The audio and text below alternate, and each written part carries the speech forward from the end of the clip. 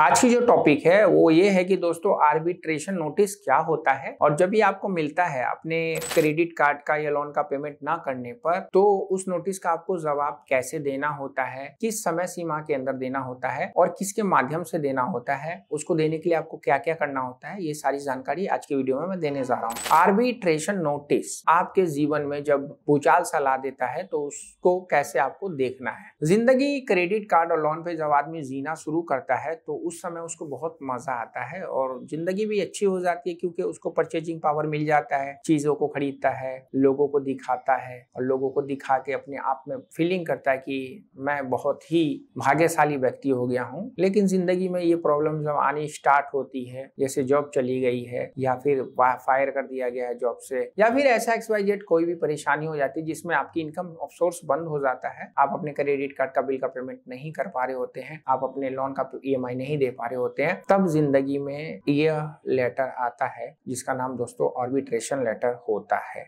तो चलिए क्या क्या चीजें होंगी पूरी इंफॉर्मेशन देखते हैं।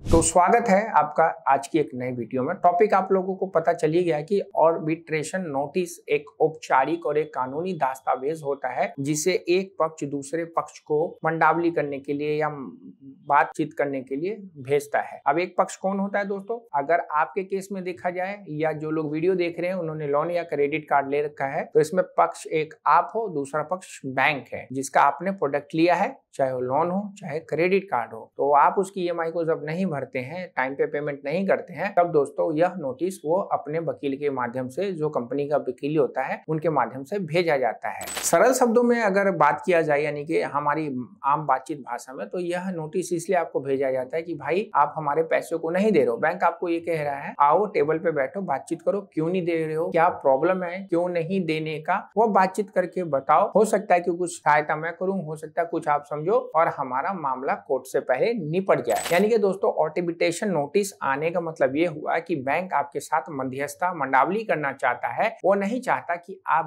कानून के पंजों में जाके कानूनी लड़ाई में फंसो। जब आप उनके पास जाते हैं आर्बिट्रेशन नोटिस के बाद, तो दोस्तों वह लोग आपको अपने उन सारे क्लॉज को दिखाता है जब आपने लोन या क्रेडिट कार्ड के लिए भरा था। आपको पता है क्लॉज क्या थे? मोस्ट इंपोर्टेंट डॉक्यूमेंट्स और MID के फॉर्म्स जब आप क्रेडिट कार्ड या लोन के लेते समय ऑनलाइन या ऑफलाइन सिग्नेचर कर देते हैं, वह चीज ही आपको वो लोग दिखा के बताते हैं कि देखिए ये सारे क्लॉज थे और आपने पढ़ के साइन किया था, आप पेमेंट नहीं कर पा रहे, तो इस क्लॉज की वजह से आपके साथ ये चीजें हो सकती है। वो आर्बिट्रेशन नोटिस के बाद जब मध्यस्थता के टेबल पे आप बैठते हैं तो वो सारी चीजों को वो यही समझाने की कोशिश करते हैं कि आप अपने पैसों को दे दीजिए बैंक को टाइम पे, कैसे भी करके। लेकिन यहाँ पे आपको डरने घबराने की जरूरत नहीं है, ठीक है ना। वह जो नोट उनके MID में या मोस्ट इंपोर्टेंट डॉक्यूमेंट्स में आपको दिखाया जाता है, क्या वाकई वो लीगल तरीके से उन्होंने आपसे साइन कराया था, वो सारी चीजों को उन लोगों ने आपको बताया था, यह चीज आपको याद करना है। अब कभी कभी आप लोग नोटिस को जब पढ़ेंगे आर्बिट्रेशन को दोस्तों, वहां पे आपको वो सारी चीजों के बारे में बताएंगे कि यह चीज आपने लिया था, इसका इतना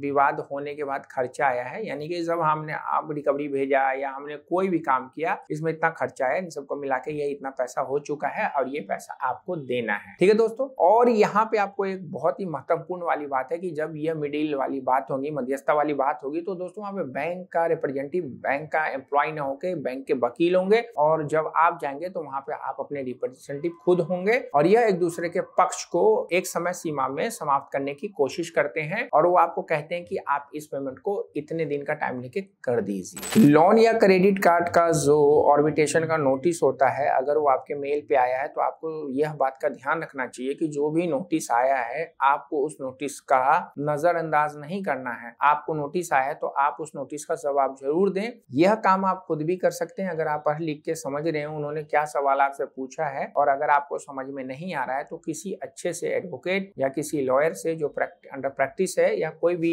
डेप्ट कंसल्टेंट कंपनी के माध्यम से इस काम को कराकर आप उस नोटिस का जवाब दे सकते हैं। तो दोस्तों आर्बिट्रेशन का मतलब यही हो गया कि एक कानूनी कार्रवाई का एक पहला हिस्सा होता है जिसमें बैंक आपको इंटीमेशन देता है कि भाई ये सारी चीजें आपके खिलाफ मैं करने जा रहा हूं, अगर आप इससे बचना चाहते हैं तो आप हमारे साथ आगे बात करके इस मैटर को ठीक कर लिए, नहीं तो हम आगे यानी कि नेक्स्ट प्रोसीजर में कोर्ट में चले जाएंगे। तो ये बात तो एक पक्ष होगी। दूसरा पक्ष यही हो गया कि जब आपको आर्बिट्रेशन का नोटिस मिलता है तो आपको करना क्या है। सबसे पहले मैंने पहले ही बताया, फिर मैं बता देता हूं कि नोटिस मिलते ही आपको एक अच्छे से एडवोकेट से बातचीत करनी है, किसी लॉयर से बातचीत करनी है या किसी डेप्ट कंसल्टेंट कंपनी की टीम से बात करनी है और वो लेटर उनको भेज के आपको एक स्टिक कंसल्टेंसी लेनी है। उसके ऊपर आपको बताना है कि आपको किस बैंक का किस तारीख को कैसे नोटिस आया है, आपकी बकाया राशि कितनी थी, आपका लोन अकाउंट नंबर कौन सा था, आपको जो भी आर्बिट्रेशन यानी कि मध्यस्थ का नाम दिया गया है उसका नाम और एड्रेस आप उस व्यक्ति को बताएंगे जिससे भी आप काम करवाएंगे और उन्होंने जो आपको लेटर भेजा है उसकी समय सीमा उन्होंने क्या रखी है।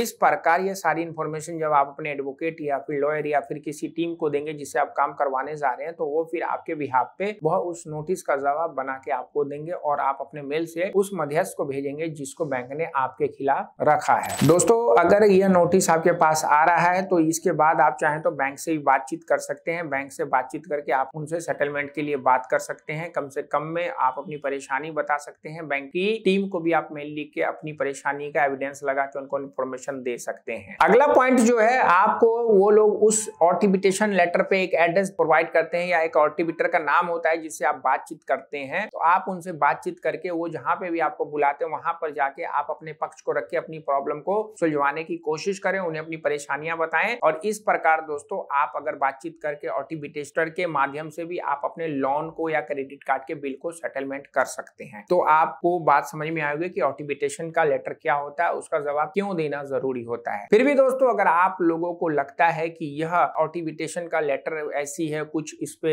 ध्यान नहीं देना है, अगर कोई यूट्यूबर या कोई भी बंदा व्यक्ति बोलता है तो ये गलत होता है। आपको नोटिस मिला है तो नोटिस बैंक आपको इसलिए आर्बिट्रेशन का भेज रहा है कि वो चाहता है कि वो मैटर को कोर्ट में जाने से पहले सुलझा ले। तो आपको जैसे ही नोटिस मिले आपको घबराना नहीं, डरना नहीं है, किसी भी योग्य व्यक्ति से बातचीत करके उसका जवाब आपको देना है। लोन या क्रेडिट कार्ड आपने लिया है तो उसका पेमेंट करने की कोशिश करें। अगर नहीं कर पा रहे हैं तो घर पे आ रहे हैं रिकवरी एजेंट, रिश्तेदारों को कॉल कर रहे हैं रिकवरी एजेंट, कंपनी के बाहर आके बैठे रिकवरी एजेंट, कॉल करके आपका जीना दुभर कर रखा है, इंफॉर्मेशन के घर पे आ रहे हैं, पुलिस बन के कॉल कर रहे हैं, वकील बन कर के नोटिस भेज रहे हैं। यानी कि आपकी जिंदगी में रिकवरी वालों ने आपकी लाइफ को पूरा रिकवर कर लिया है। तो इस रिकवरी से कैसे बाहर निकले, विजिट करिए www.hktips.com पे या व्हाट्सएप में आइए, फ्री में बात करिए, कोई फीस नहीं लगेगा, लेकिन सर्विस लेंगे तो हम आपको कर्ज के जाल से बाहर निकाल देंगे। तो दोस्तों आशा करता हूँ इस वीडियो में जो बात बताई समझ में आएगी। चैनल पे सब्सक्राइब कर दिए, वीडियो को फेसबुक पे देख रहे हैं तो फॉलो करना नहीं भूलिएगा। सेहत का ख्याल रखिए। सी यू।